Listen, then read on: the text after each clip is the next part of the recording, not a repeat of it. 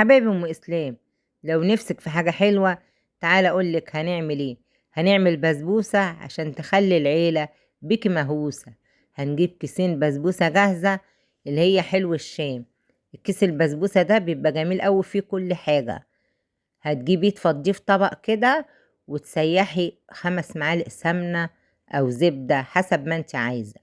هنفضي الكيسين اهو، وبعدين هنسيح السمنه ونجيب الصينيه بتاعتنا ونجيب السمنة بعد ما سيحناها، ناخد معلقة ندهن بيها الصينية علشان ايه البسبوسة تبقى مقرمشة كده وحلوة. هندهن اهو، نوزع معلقة السمنة في الصينية بتاعتنا ونجيب باقي السمنة ونضيفها على البسبوسة بتاعتنا. بعد ما دهنا صينيتنا هنجيب البسبوسة اهي زي ما انتوا شايفين. هنجيب بقى ايه السمنة اهي اللي احنا سيحناها ال4 معالق، هنقلبهم كويس قوي. وبعد كده هنجيب ايه بقى كوباية لبن من جاموسة سقعانة، وبعدين بس احنا هندفيها عشان هي سقعانة، ندفيها زي دمعة العين كده ونفضيها على البسبوسة بتاعتنا دي كل مقاديرنا. وبعد كده نقلبها تقلبتين ونشقلبها شقلبتين، وبعد كده نوزعها على الصينية بتاعتنا اللي جايبينها من بيتنا. اهي الصينية بعد ما اتقلبت اهي، ما تقلبهاش كتير، هو تقلبتين بس، يمين في شمال في شمال وفي يمين. نجيب صينيتنا ونفضي بسبوستنا، وركزي في وصفتنا. هنفضي اهو البسبوسة، شوفوا جميلة ازاي. على فكرة البسبوسة دي جميلة قوي، الكيس اللي انا جايباه ده حلو.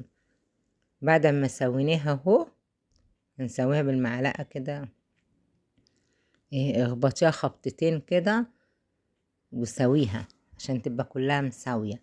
وبعد كده هنجيب برتقانية وليمونية ونعمل الشربات، بس هنولع الفرن الأول عشان لازم الفرن يكون سخن قبل ما نحط البسبوسة.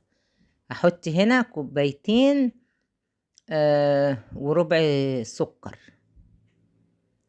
بس هي طلعت مسكرة، ممكن انت ايه بلاش الربع دون وخليهم ايه كوبايتين عشان هي اصلا فيها سكر.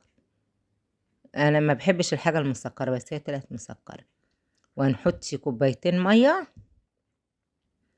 وهنحط بعد ما حطينا كوبايتين المية وكوبايتين السكر هنحط ايه نص عصرة ليمونة، وهنحط قشرة برتقان.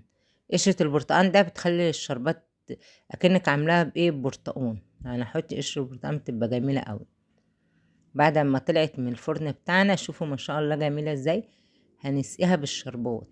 الشربات بياخد غلوتين بس، ما بيبقاش تقيل، بيبقى سخن والبسبوسة سخنة. وتقومي ايه ساقية البسبوسة بالشربات سخن وهي طالعة من الفرن. بقى شوفي شربت الشربات كله، يبقى هي ايه كده ناجحة جميلة جدا. جربيها على طريقتي ومش هتبطلي تعمليها. بعد ما عملناها نغطيها بقى بصينية عشان بس ايه الشربات كله يتغلغل فيها كده وتاخد ايه من طعم الشربات. بعد ما تسيبيها ربع ساعة، بس انا ما سبتهاش ربع ساعة، انا غطيتها 5 دقايق عشان كنا ايه عايزين نغرف وناكل منها يعني.